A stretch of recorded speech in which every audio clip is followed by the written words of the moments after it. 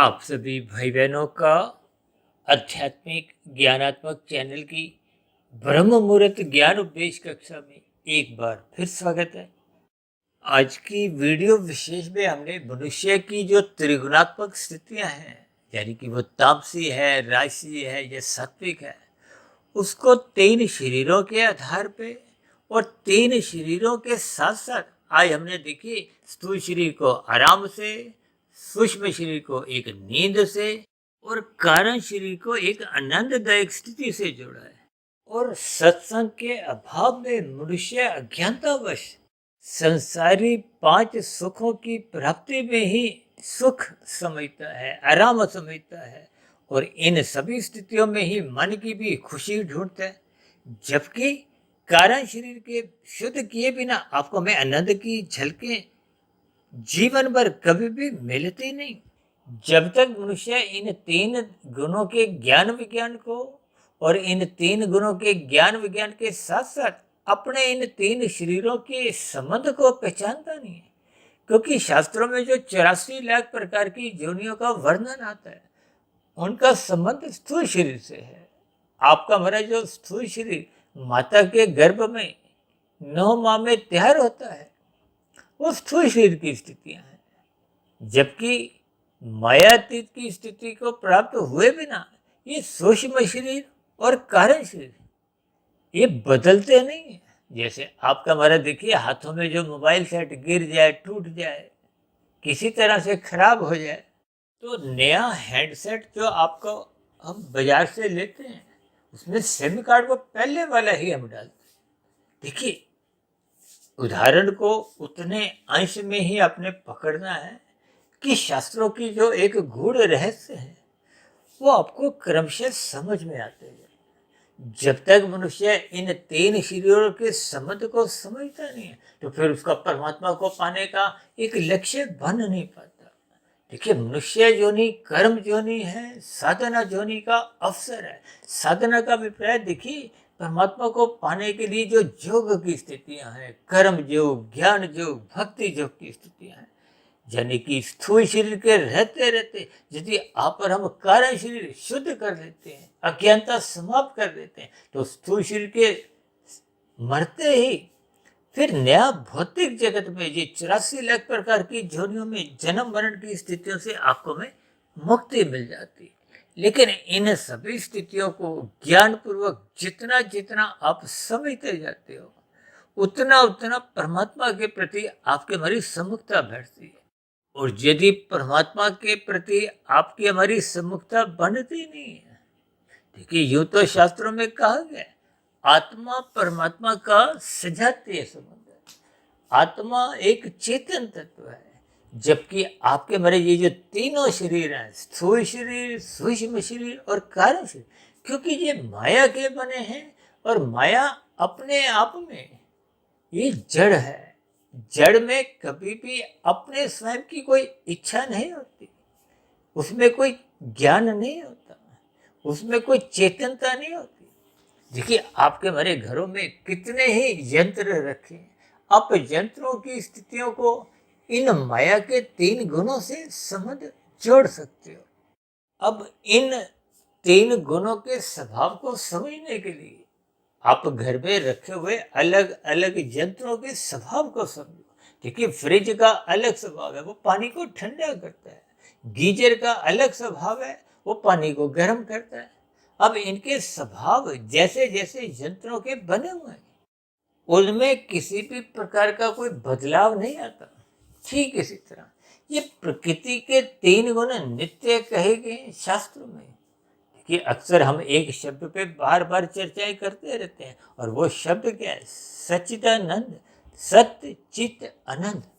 ये 3 स्थितियां, यानी कि उस सच्चिदानंद शब्द का जब आप संधि विच्छेद करते हो तो 3 अलग अलग शब्द छोटे रूप में आते हैं, सत्य चित आनंद। देखिए, सत्य का अभिप्राय प्रकृति के 3 गुणों से है। ये जो जिस जगत में आप और हम रहते हैं, वर्तमान समय देखिए कल युग का चल रहा है। ये कल युग, द्वापर, त्रेता और सतयुग, ये 4 युगों की स्थितियां हैं। हालांकि आज हमारा देखिए कोई विषय नहीं, ये क्रम में आते हैं जाते हैं, बहुत लंबा इनका कार्यकाल है। ये सृष्टि की एक स्थितियां हैं। हमने एक बार वीडियो बनाया था ना, सृष्टि चक्र। वो वीडियो भी बहुत बड़ा था, उसमें इन सभी स्थितियों पर विस्तार से हमने चर्चाएं की थी। क्योंकि आज हमारा विषय देखिए, 3 शरीरों के साथ साथ जो मुख्य स्थिति है वो है आराम, नींद और आनंद की स्थिति। यूं तो आपकी हमारी आत्मा का स्वभाव ही सदा ही परम सुख की तलाश करती है, जिसको साधारण मनुष्य देखिए सुख मान लेता है। देखिए कोई भी मनुष्य ऐसा सुख नहीं चाहता जिसमें दुख का मिश्रण हो। आप संसारी रसगुल्ले जितने भी खाते हैं, यहाँ रसगुल्लों का अभिप्राय 5 भोग्य विषयों से है: गंध, रस, रूप, स्पर्श और शब्द। इन सभी स्थितियों को आपको हमें ज्ञान पूर्वक समझना चाहिए। देखिए आपका हमारा जो शरीर है वो पृथ्वी, जल, अग्नि, वायु, आकाश का बना है। और इस स्थूल शरीर के पीछे का जो कारण है वो भोग विषय है। यानी कि 5 स्थूल भूतों का जो मूल कारण है वो 5 सूक्ष्म भूत है। इन दोनों स्थितियों को शास्त्रों में तामसी कहा गया है। देखिए जी, जो प्रकृति के 3 गुणों की, तमोगुण, रजोगुण और सतोगुण की स्थितियां हैं, इनके महत्व को समझो, इनको ज्ञान पूर्वक समझो। गीता में तो स्वयं भगवान श्री कृष्ण जी ने इन 3 गुणों के ज्ञान विज्ञान को गूढ़तम ज्ञान कहा है। इनको रहस्यमय स्थितियों से जोड़ा है। और हम तो देखिए लगभग पिछले 5.5 पौने 6 वर्षों से प्रतिदिन सुबह शाम, सुबह ब्रह्म मुहूर्त ज्ञान उपदेश कक्षा, जो कि आज हमारी ये अभी रिकॉर्डिंग चल रही है, और शाम की संध्या बेला ज्ञान कक्षा। शाम की संध्या बेला ज्ञान कक्षा में तो हम कुछ संसारी विषय ले लेते हैं, ताकि एक राशि मनुष्य को कुछ विशेष स्थितियों का ज्ञान हो। देखिए संसार तो रजोगुण और तमोगुण की ही स्थितियां लगभग बनाए रखते हैं। और इन तमोगुण और रजोगुण को तो शास्त्र ही बार बार बंधनदायक कहते हैं। ये आपको में बांधते हैं, संसार से कहो, माया से, प्रकृति से, ये 84 लाख प्रकार की योनियों के अंतर्गत को। क्योंकि मनुष्य योनि ही एकमात्र कर्म योनि है, इसीलिए शास्त्र बार बार कहते हैं सत्संग करो, सत्संग करो। सत्संग का मतलब ही यही है कि सतोगुण का संग करो। हालांकि देखिए, ये जो तमोगुण का संग करते हुए आप और हम जो नींद लेते हैं, इसकी भी कहीं कोई निंदा नहीं है। और इसी नींद की ही 3 स्थितियां देखिए हमने 3 शरीरों के स्तर पर समझाने का एक प्रयास कर रहे हैं। क्योंकि मनुष्य जीवन में ही आप इन सभी स्थितियों को यथार्थ रूप में समझ सकते हो। अन्यथा बस संसारी 5 भोग्य विषयों में ही खाना पीना भोगना मनुष्य का यदि बना रहता है, तो वो तो सभी राजसी और तामसी स्थितियां हैं। ये तो देखिए तमोगुण से अच्छा रजोगुण कहा गया है, रजोगुण से अच्छा सतोगुण कहा गया है। और सतोगुण को बढ़ाने के लिए ही मनुष्य जीवन मिला है। यदि आप और हम सतोगुण बढ़ाते नहीं, यानी कि सत्संग करते नहीं, तो आपकी हमारी स्थितियां राजसी बनी रहती हैं, 5 भोग्य विषयों में रुचि बनी रहती है। और इन विषय भोगों का कुछ ऐसा स्वभाव है कि मनुष्य इनको भोगते भोगते प्रमाद में आने लगता है, और प्रमाद से फिर मनुष्य तमोगुण में गिर जाता है। और तमोगुण में गिरते हुए कब कितने पाप कर्म करने लगता है, मनुष्य को इसका बोध नहीं रहता। बोध इसलिए नहीं रहता क्योंकि उसके जीवन में सत्संग का अभाव है, ज्ञान में स्थितियां कमजोर है। अक्सर हम तमोगुण को अज्ञानता से और रजोगुण को एक धुंधले प्रकाश से जोड़ते हैं, क्योंकि राशि मनुष्यों की बुद्धि कुछ धुंधली ही होती है। ये राशि मनुष्यों के लिए ही ये शास्त्रों में जो विभिन्न प्रकार के कर्म कांड रचे गए, ताकि मनुष्य अपना सतोगुण बढ़ाए। और मनुष्य इन कर्म कांडों को यदि ज्ञान पूर्वक नहीं करता, लोभ से, भय से करता है, तो फिर उसके सूक्ष्म शरीर और कार्य शरीर में कोई सकारात्मक सात्विक स्थितियां बन नहीं पाती। और जब तक सात्विक स्थिति मजबूत नहीं होती, तो फिर परमात्मा से जुड़ने की कभी भी मन के भीतर कोई इच्छा नहीं जागती। देखिए ये बहुत ही स्पष्ट शब्दों में संदेश है। मैं जो 3 अलग अलग स्थितियों पर कुछ ना कुछ चर्चाएं करता हूँ, ये 3 गुणों का खेल ही कुछ ऐसा है। इसीलिए तो शास्त्रों ने तो देखिए स्पष्ट शब्दों में सूत्र रूप में बहुत सी स्थितियां समझाई हैं। तमोगुण से अच्छा रजोगुण है, रजोगुण से अच्छा सत्वगुण है। इसीलिए हम सत्वगुण से भी अच्छा गुण क्या कहते हैं? विशुद्ध सत्वगुण, जो कि परमात्मा के लिए कहा जाता है। आत्मा के लिए भी आप समझ सकते हो, मायातीत महापुरुषों के लिए भी आप समझ सकते हो। देखिए, मायातीत महापुरुषों का अभिप्राय जिन्होंने अपने माया को, कारण शरीर को जीते जी शुद्ध कर लेते हैं। देखिए, मरने के बाद की स्थितियां तो कुछ अलग ही होती। मरने के बाद की तो फिर जैसा जैसा कारण शरीर क्या स्थितियां होती हैं। एक बार हमने वीडियो बनाया था ना, मनुष्य के मरने के बाद का अगला जन्म। देखिए, जैसे ही आप परीक्षा में भी बैठते हो, जैसे 3 घंटे की परीक्षा होती है, तो आपका मेरा जीवन भी लगभग देखिए वो 3 घंटे की स्थितियों से आप जोड़ सकते हो। बचपन अवस्था, युवावस्था, वृद्धावस्था, और मरते दम तक यहाँ पर हम जैसा जैसा कर्मशय बना लेते हैं। देखिए, शास्त्रों में तो कर्मशय को धर्म अधर्म संस्कारों से जोड़ा गया, और जिनको हम संस्कार कहते हैं उनको वासना रूपी संस्कार कहा जाता है। इन सभी स्थितियों को देखिए मनुष्य ही समझ सकता है। जब इन सभी स्थितियों को मनुष्य का ज्ञान पूर्वक समझ बन जाती है, तो फिर उसका निश्चित रूप से परमात्मा से जुड़ने का, परमात्मा को पाने का ही एक लक्ष्य बन जाता है। इसलिए तो मनुष्य जोनि को देखिए कर्म जोनि के साथ साथ साधना जोनि का एक अवसर समझाया गया। देखिए, कोई भी मनुष्य है, देखिए 3 शरीरों का 3 गुणों से संबंध है, जो कि जड़ है। आपके तीनों शरीर भी जड़ है, आत्मा और परमात्मा। आत्मा देखिए ज्ञान स्वरूप कही गई है। कहते हैं ना सत्य चित। सत्य चित का मतलब क्या है? सत्य का मतलब नित्य तत्व से, तभी तो कहते हैं ना आत्मा का कभी जन्म मरण नहीं होता। ये एक नित्य तत्व है। जैसे तमोगुण, रजोगुण और सत्वगुण, ये एक नित्य तत्व है। इनका भी कोई एक कारण नहीं है, ये एक नित्य तत्व है। और परमात्मा को देखिए सत्य चित्त के साथ आनंद कहा जाता है। तभी तो सच्चिदानंद परमात्मा के लिए कहा जाता है, आत्मा के लिए नहीं कहा जाता। और आत्मा परमात्मा के सम्मुख होने से उसको आनंद की झलकें मिलती। देखिए, जैसे आप दिन में सूर्य के प्रकाश के सम्मुख होते हो, तो सूर्य की किरणें को, ताप को आपको सहज ही मिलती। वो अलग बात है। देखिए, गर्मियों में आप और हम बचते हैं, सर्दियों में जुड़ते हैं। यानी कि जिसका संग आप और हम करते हो, उसका रंग कहो, उसका प्रभाव को आपको में मिलता है। और शास्त्रों में तो स्पष्ट शब्दों में कहा गया कि सभी आत्माओं का स्वभाव परम सुख की तलाश करता है। देखिए, ये जो हम संसार में ये जो 5 रसगुल्ले हैं, गंध, रस, रूप, स्पर्श, शब्द, इनमें ही आनंद ढूंढते हैं। जबकि ये तो सत्य है, लेकिन जड़ है। यानी कि संसारी पदार्थों में कभी भी आनंद की स्थितियां बन ही नहीं सकती। ये तो नीचे की स्थितियां हैं।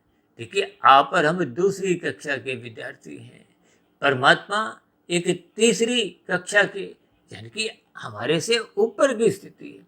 और ये माया तो देखिए पहली कक्षा की स्थिति। एक में 2 ही नहीं है, तो फिर 3 की तो आप और हम कल्पना कर ही नहीं सकते। देखिए, स्थितियों को ज्ञान पूर्वक समझिए। आत्मा और परमात्मा का सजातीय संबंध है और रहेगा, भले ही आप और हम वृक्ष जोनि में चले जाए।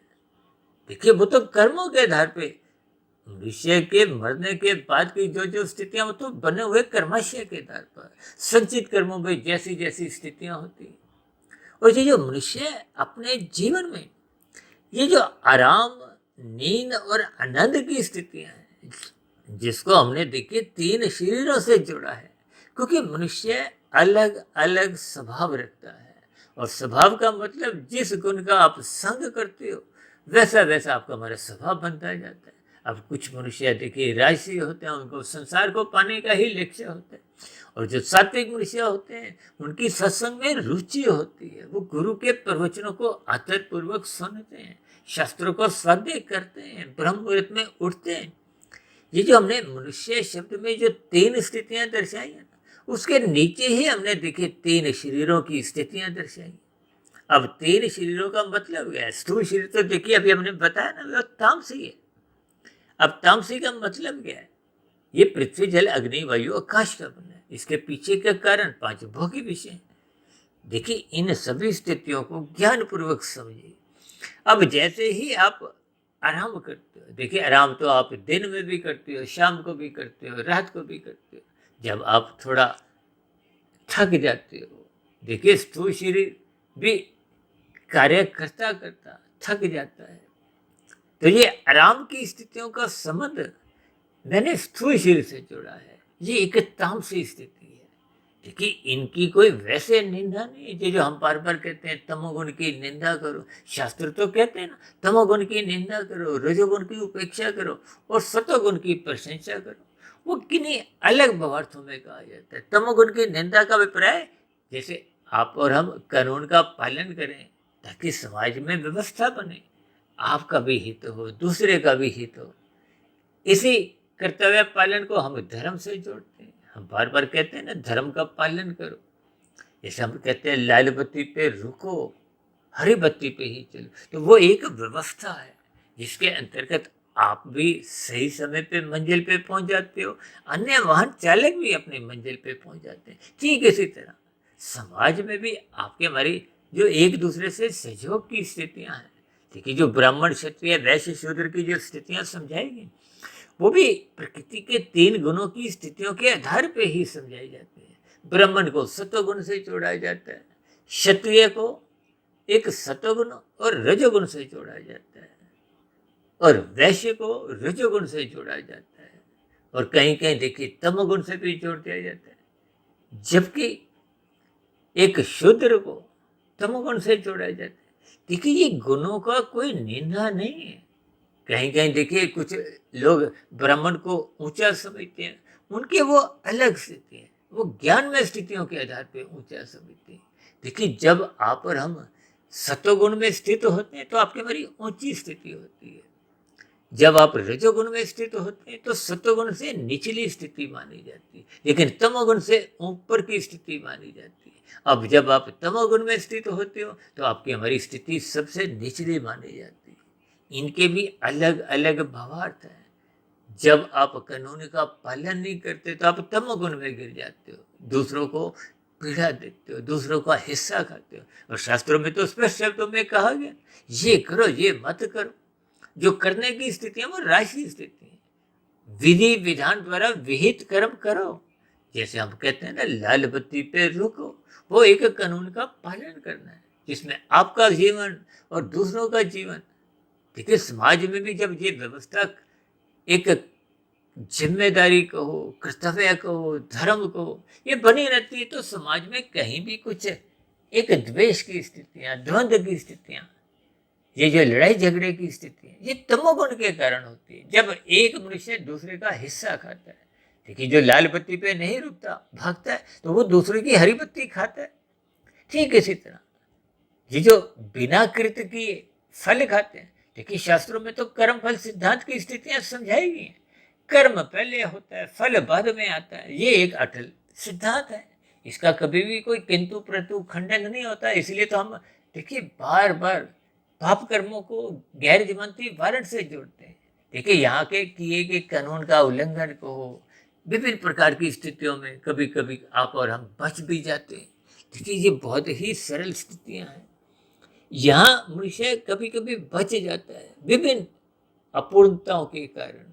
देखिए, परमात्मा तो सर्वव्यापी सत्ता है, परमात्मा को किसी गवाह की जरूरत नहीं। ये सभी स्थितियां कर्मफल सिद्धांत के अंतर्गत आपको भी ज्ञान पूर्वक समझनी चाहिए। छोटे से छोटा किया गया पाप कर्म भी जो आप और हम आज वर्तमान जीवन में अल्पकालिक सुखों की प्राप्ति के लिए, क्षणिक सुखों की प्राप्ति के लिए करते हैं, इनके परिणाम दुख रूपी परिणाम भुगतने होते हैं। अभी कुछ दिन पहले ही हमने दुखों का मूल कारण 5 भोग्य विषयों के ऊपर एक वीडियो प्रसारित की थी। इन सभी स्थितियों को जब आप ज्ञान पूर्वक समझते जाओगे तो फिर स्थूल शरीर के स्तर पर देखिए, कोई भी मनुष्य जब आराम करता है, अब रात को जब आप बिस्तर पर लेटते हो तो एक आरामदायक स्थितियां आपको महसूस होती है, वो स्थूल शरीर के स्तर की स्थितियां हैं। तब तक आपके हमारे मन बुद्धि के स्तर पर, सूक्ष्म शरीर के स्तर पर ये विभिन्न प्रकार की विचारों की कुछ न कुछ स्थितियां बनती हैं। चाहे देखिए विचार भौतिक हों, चाहे आध्यात्मिक हों। अक्सर देखिए आध्यात्मिक विचार तो आपके हमारे मन बुद्धि के स्तर पर आते नहीं।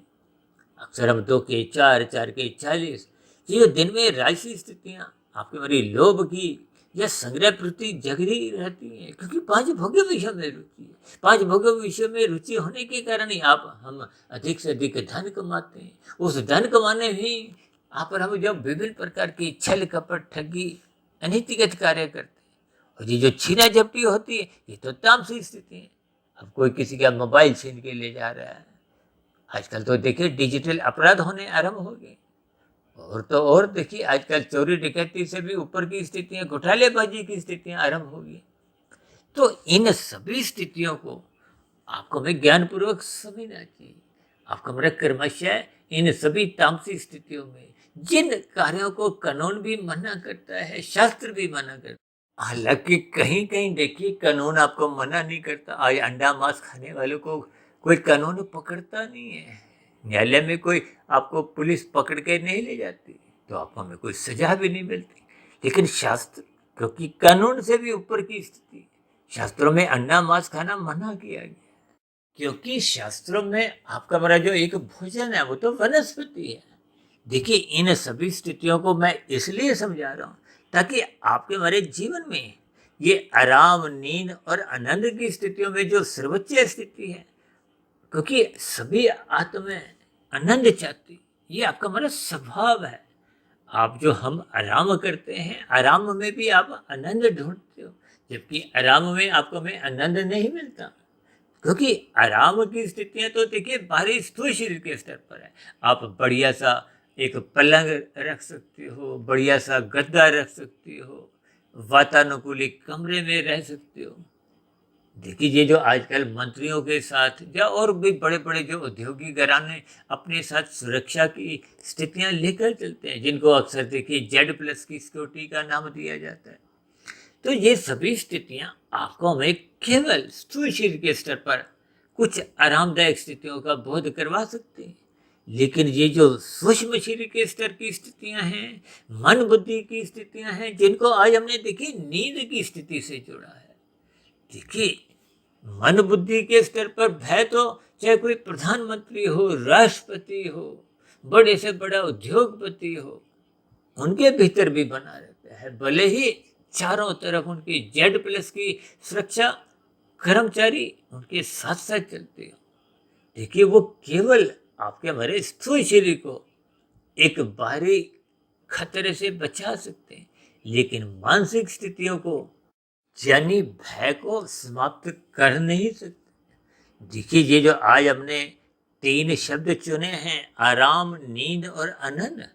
आराम को हमने देखिए तामसिक स्थिति से दर्शाया, इसलिए तो हमने आराम के नीचे देखिए स्थूल शरीर लिखा है। इस आराम को देखिए आप और हम देखिए स्थूल शरीर के स्तर पर विभिन्न सुख सुविधा के साधन खरीद सकते हैं, भले ही वो सुरक्षा की स्थितियां हों, ये सब स्थितियां खरीदी जा सकती है। लेकिन ये जो नींद की स्थितियां हैं, अक्सर आप कहीं कहीं धनी मनुष्यों के जीवन में देखते हो ना, वो नींद लेने के लिए एक कोई नींद की गोलियों का भी संग करते हैं।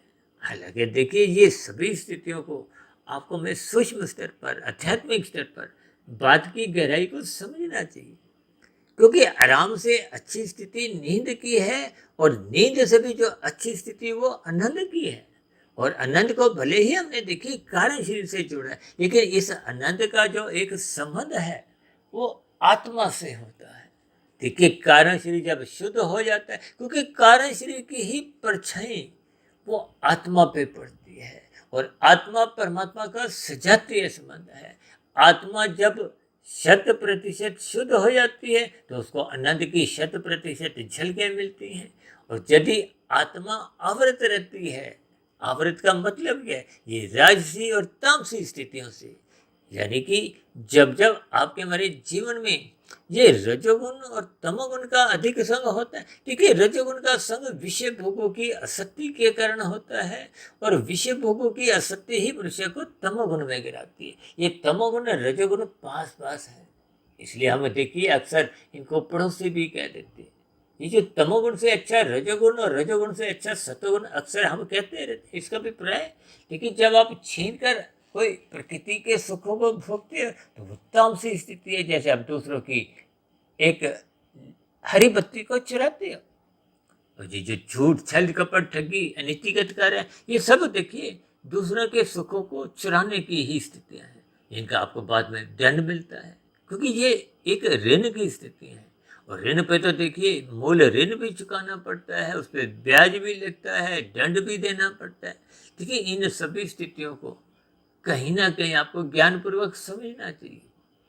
और ये जो आराम से आगे की जो नींद की स्थितियां हैं, इसके भीतर में देखिए आपका हमारा स्थूल शरीर तो आराम करता है, और ये जो नींद की स्थितियों में आपका हमारा जो सूक्ष्म शरीर है, विशेष रूप से मन बुद्धि की स्थिति है। देखिए जब आप बिस्तर पर लेटते हो तो जब तक विचार चल रहे होते हैं मन पर, चाहे वो किसी भी प्रकार के विचार हो, तब तक आपको में नींद नहीं आती। जैसे ही विचारों की स्थितियां समाप्त होती है तो आप एक निंद्रा में चले जाती हो, नींद में चले जाती हो। और नींद में देखिए आपको अक्सर हमें सपने आते हैं। कुछ सपने तो आपको में जागने के बाद भी हल्के हल्के याद रहते हैं। देखिए सपने कभी कभी अच्छे आते हैं, कभी कभी बुरे आते हैं। हालांकि इन सपनों के पीछे की जो एक स्थितियां हैं वो आपकी हमारी दिनचर्या भी होती है, आपके हमारे कार्यशैली में जो पहले की स्थितियां बन चुकी होती है, कर्माशय की, संस्कारों की। यानी कि इन सपनों के पीछे की जो एक स्थितियां हैं वो बहुत ही गहरे तल पे मनुष्य को समझनी होती है। जितना जितना मनुष्य राजसी और तामसी होता है, उतने उतने उसके जीवन में सपनों की स्थितियां अधिक बनी रहती हैं। जितना जितना मनुष्य साधना के मार्ग पर चल निकलता है, तो ऐसे मनुष्यों की देखिए जो नींद की स्थिति है, देखिए नींद भी तामसी राजसी सात्विक मानी जाती है। तामसी नींद में मनुष्य भले ही शरीर के स्तर पर कुछ आरामदायक स्थितियों में रहता है, लेकिन वो कुछ ना कुछ बेचैनी सी बनी रहती है, बार बार नींद टूटती रहती है। और ये जो राजसी स्थितियों की नींद है, इसमें देखिए सपनों की स्थितियां अधिक बनी रहती है, जिसके कारण वो गहरी नींद बन नहीं पाती। कभी कभी आप और हम कहते हैं ना कि आज हम बहुत ही नींद अच्छी आई। अच्छी का मतलब देखिए गहरी नींद से होता है। गहरी नींद का अभिप्राय सात्विक नींद से होता है। जब आपको मैं देखिए मन बुद्धि के स्तर पर कोई सपने भी नहीं आते, क्योंकि मन बुद्धि ही ये सपनों की दुनिया बुन लेते हैं। जबकि शरीर के स्तर पर देखिए ये एक जागृत अवस्था की स्थितियां होती हैं। कभी कभी आप दिन में आराम करते हो ना, तो नींद की स्थितियां तो वो नहीं आती। अब नींद की स्थितियों का मतलब जब स्थूल शरीर और सूक्ष्म शरीर, यानी कि सूक्ष्म शरीर मन बुद्धि वो कार्य करने बंद कर देते हैं स्थूल रूप से। देखिए मानसिक स्तर पे तो मैंने कहा ना, वो सपनों की स्थितियां आती अधूरी कहीं ना कहीं कुछ बनती बिगड़ती रहती। ये जो आनंद की स्थिति है, देखिए आनंद की स्थितियों का अभिप्राय ये सात्विक स्थितियों से है। आनंद का अभिप्राय एक गहरी नींद से है। आनंद का अभिप्राय परमात्मा की सुमुखता से है। परमात्मा की सुमुखता तो देखिए तभी बन पाती है जब आपके हमारे दिनचर्या सात्विक बनी रहती है। यानी कि परमात्मा की सुमुखता जब आपके हमारे व्यवहार में, दिन में, शाम को, यानी कि 24 घंटे जब सात्विक स्थिति आपकी मजबूत होती है। अक्सर ऐसी स्थितियां देखिए उन लोगों की बनी होती है जिनका संसार को पाने की, भोगने की कभी कोई इच्छा नहीं होती। वो केवल अपने कर्तव्य कर्मों का पालन करते हैं, और परमात्मा को पाने की उनकी इच्छा बनी रहती है, जिसके लिए वो अपने कर्तव्य कर्मों को 100% निभाने का प्रयास करते हैं। उनके जीवन में धर्म प्रथम स्थान पे बना रहता है। उनके जीवन में जो अर्थ और काम की स्थितियां हैं वो स्थूल शरीर के स्तर पर मर्यादित बनी रहती हैं। ऐसे मनुष्य अनुशासित जीवन जीते हैं। ऐसे मनुष्यों का दिनचर्या व्यवस्थित बनी रहती है। ऐसे मनुष्य रात को भी जल्दी सो जाते हैं, और ब्रह्म मुहूर्त में उठने का उनका एक स्वभाव को, संस्कार को, वो सहज ही एक बना रहता है।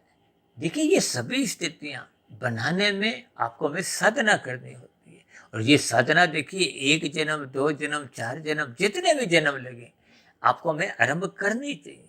देखिए जब तक आप और हम संसार को पाने की स्थितियों में ही लगे रहते हैं तो फिर ये स्थूल शरीर और सूक्ष्म शरीर के स्तर पर ही स्थितियाँ कुछ ना कुछ आपको हमें परेशान करती हैं। इन सभी स्थितियों को ही मैंने देखिए आराम, नींद और आनंद की स्थितियों से जोड़ा है। क्योंकि जब स्थूल शरीर के स्तर पर आपकी हमारी एक मर्यादित जीवन रहता है तो ऐसी स्थिति में उसके द्वारा पाप कर्म होने का तो प्रश्न ही नहीं उठता। वो तो अपने रजोगुण को भी एक बहुत ही सीमित रखता है, जिसके फलस्वरूप वो लाभ के लिए तो पुरुषार्थ करता है लेकिन लोभ से बचा रहता है। जब लोभ से मनुष्य बचा रहता है तो उसमें संग्रह वृत्ति जो तामसिक स्थितियां हैं, संग्रह वृत्ति ही मनुष्य से छल कपट ठगी अनीतिगत कार्य करवाती है। ये घोटालेबाजी की स्थितियां भी देखिए संग्रह वृत्ति के ही कारण है। अक्सर हम बार बार कहते रहते हैं ना, मनुष्य ने खाने 100 रुपये हैं, 1000 रुपये तो उसके पास धर्मानुसार उसने कमा भी रखे हैं, फिर भी वह लाखों की करोड़ों की हेरा फेरी संग्रह वृत्ति से प्रेरित होता हुआ एक दिन भर कुछ ना कुछ ऐसी स्थितियां बनाता रहता है। चाहे वो रिश्वतखोरी हो, चाहे वो छोटी मोटी चोरी हो, या और भी देखिए जो स्थितियां आप और हम संसार में देखते हैं, ये सभी स्थितियां मनुष्य को संग्रह वृत्ति की ओर धकेलती हैं। और संग्रह वृत्ति में कब कितना वो कानून का उल्लंघन करता है, शास्त्र के विरुद्ध कितने पाप कर्म करने लगता है, मनुष्य को इसका बोध नहीं रहता। इसलिए तो भागवत पुराण में स्पष्ट शब्दों में समझाया कि मनुष्य को धूर्त कीड़ा, मद्यपान, स्त्री संग, हिंसा और अनीतिगत कार्यों से कमाया गया धन, इन सभी 5 निंदनीय स्थानों से बचना चाहिए। ये निंदनीय स्थान मनुष्य से कब कितने पाप कर्म करवाते हुए कर्माशय बिगाड़ते हैं और कर्माशय के साथ साथ संस्कार बिगड़ते हैं। जब ये सभी स्थितियां कारण शरीर में बिगड़ती हैं तो फिर आत्मा का जो एक ज्ञान रूपी प्रकाश है वो कमजोर पड़ने लगता है। उसमें रजोगुण और तमोगुण की स्थितियां प्रधान होने के कारण वो जो ज्ञान में स्थिति है वो लगभग समाप्त हो जाती है या कमजोर पड़ जाती है, जिसके फलस्वरूप आपकी हमारी ये जो आरामदायक स्थितियां भले ही बनी रहती हैं, नींद की भी कुछ टूटी फूटी स्थितियां बनी रहती हैं, लेकिन ये जो आनंद की स्थितियां हैं ये कभी भी जीवन में बंद नहीं पाती। देखिए इन सभी स्थितियों को आपको हमें ज्ञानपूर्वक समझना होगा। क्योंकि जब कारण शरीर अशुद्ध होता है, मैला होता है, तो फिर वो मैले के कारण ही, जैसे आप ट्यूब के ऊपर देखिए कोई रंगीन कपड़ा डाल दो तो प्रकाश धुंधला रहता है, धुंधले प्रकाश में आप और हम कुछ पढ़ लिख नहीं सकते। ठीक इसी तरह और यदि वो ट्यूब के प्रकाश पे आपने काला कपड़ा लगा दिया है तो अंधकार में स्थितियां होती हैं। देखिए अक्सर मैं अंधकार में स्थितियों को तारे के प्रकाश से जोड़ता हूँ और धुंधली स्थिति को चांद के प्रकाश से जोड़ता हूँ। दोनों ही स्थितियों में आप और हम कोई देखिए पुस्तक पढ़ नहीं सकते, कोई शास्त्रों का स्वाध्याय कर नहीं सकते। ये सभी स्थितियों के आपको हमें भावार्थ समझने होते हैं। जबकि सात्विक स्थिति को हम सूर्य के प्रकाश से जोड़ते हैं। अब सूर्य के प्रकाश में तो देखिए आपको हमें सूक्ष्म से सूक्ष्म स्थितियों का बोध होता है। आपको सुई में धागा डालना हो तो आप और हम सूर्य के प्रकाश में या ट्यूब के बिल्कुल समक्ष जाकर उस सूक्ष्म छेद में धागा डालने की स्थिति में होते हैं। यानी कि सूक्ष्म स्तर पर जब आपको हमें शास्त्रों का ज्ञान विज्ञान समझना होता है, प्रकृति के 3 गुणों की रहस्यमय स्थितियों को समझना होता है, तो फिर इन सभी स्थितियों के लिए आपको हमें सूक्ष्म स्तर पर उतरना होता है। ये सूक्ष्म स्तर पर उतरने का अभिप्राय सूर्य के प्रकाश से है, गुरु के प्रवचनों को सुनने से है, शास्त्रों को स्वाध्याय करने से है, ब्रह्म मुहूर्त में उठने की स्थितियों से है। ये स्थितियां जब निरंतर आपके हमारे जीवन में बनना आरंभ हो जाती हैं तो फिर मनुष्य को परमात्मा के आनंद की झलकें मिलना आरंभ हो जाती है। इन झलकों का मतलब कार्य शरीर जब शुद्ध हो जाता है तो आत्मा पे किसी भी प्रकार की देखी कोई परछाई उतनी नहीं रहती।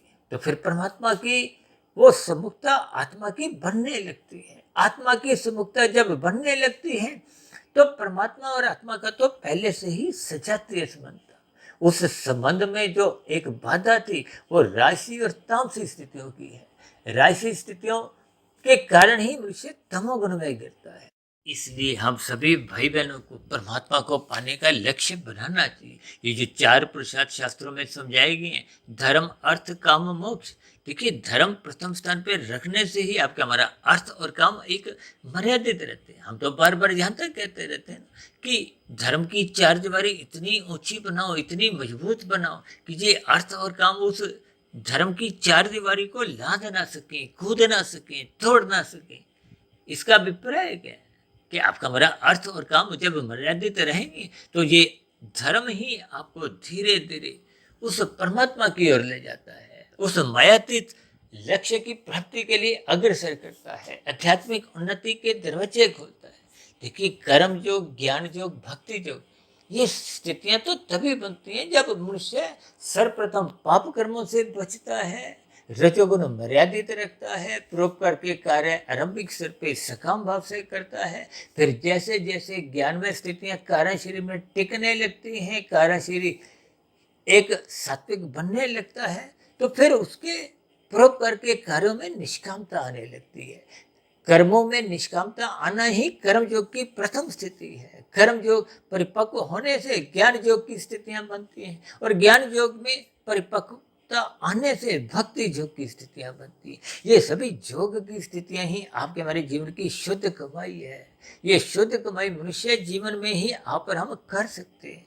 इन सभी स्थितियों को ही मैंने क्रमबद्ध तरीके से 3 शब्दों का सहारा लेते हुए इस स्थूल शरीर को आराम से जोड़ते हुए, और सूक्ष्म शरीर को नींद से जोड़ते हुए, और कारण शरीर को एक आनंद से जोड़ते हुए विभिन्न प्रकार की एक स्थितियों पर कुछ प्रकाश डाला है, ताकि आप और हम अपने मिले हुए जीवन में स्थूल शरीर से ऊपर उठते हुए सूक्ष्म शरीर, और फिर सूक्ष्म शरीर से भी ऊपर उठते हुए अपने कारण शरीर को क्रमशः शुद्ध करते जाएंगे। यही आपके हमारे जीवन की एक शुद्ध कमाई है, जीवन की एक सार्थकता है। तो ऐसी सभी शुभ स्थितियां हम सभी भाई बहनों की जीवन में भी बनना आरंभ हो, ताकि जो मैंने ऊपर मनुष्य के जो त्रिगुणात्मक स्थितियां लिखी हैं, उसमें देखिए जो क्षय की स्थिति है वो पूर्ण रूप से जब नो और माह की भी